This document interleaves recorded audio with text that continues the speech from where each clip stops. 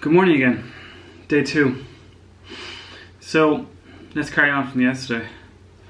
Talked about allowing kids to feel, young men and boys to feel, and to talk to them about their feelings. So today what I want to talk about is repressing those feelings. So if we teach young men and young boys to repress those feelings, we have to ask ourselves what happens. So when you say to a young man, get over it, or deal with it, what does that mean to them? They don't understand what that means. They don't know how to do that yet. They don't have the life lessons to do that.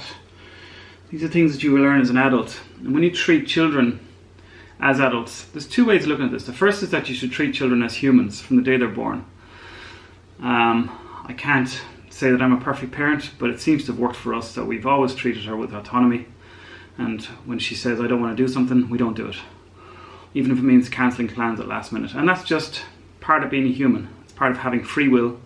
It's part of accepting and respecting her rights and her wishes as a human. Same thing should apply for young men and boys. So if you think about what happens, if you don't allow kids to feel, and you don't teach them how to deal with those feelings that they have, or if you teach them that the feelings that they have are wrong, then they repress them. If you think about any kind of system, if you put pressure on an aspect of it, that pressure builds up over time.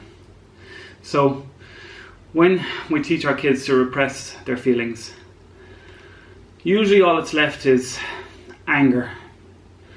And we allow that. That's the irony, is that we allow that as an outlet. We see it on rugby pitches, on soccer pitches. Take the legs off him! We see that we accept outbursts or physical displays of prowess as correct. And when that goes unchecked, it turns into anger. And when it is not discussed and not talked about, the only thing the person knows, that the child knows, grows up with, is anger and resentment and frustration. The frustration is the main thing, because they have feelings. Just because you tell a child that don't feel like that, or you shouldn't feel like that, that doesn't make that feeling go away. And they certainly don't know how to get rid of it. No one should have to. So it develops as anger, and it becomes bullying. It becomes, he's a difficult child. He's a problem child.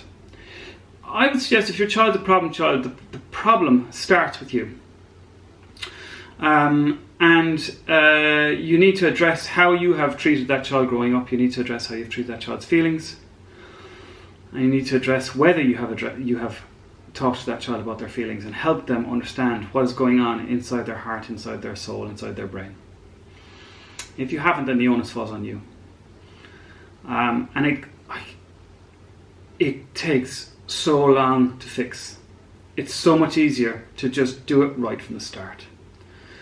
So that would be my takeaway from today, is don't force our children to repress their feelings. Talk to them about it. Teach them how to deal with it, because if you don't, it comes out again as frustration, and frustration in older children, adults, becomes violence. So let's nip it in the bud. Okay, let's do these press-ups.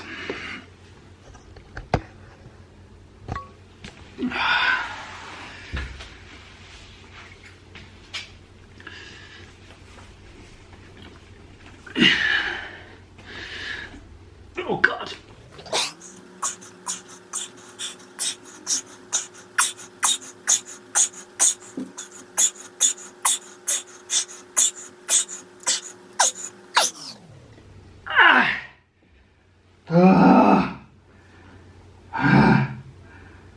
My arms are killing me. Tomorrow's gonna be hard. Oh God. Oh, okay. That was sore. Tomorrow's gonna be hard. But we'll talk to you then.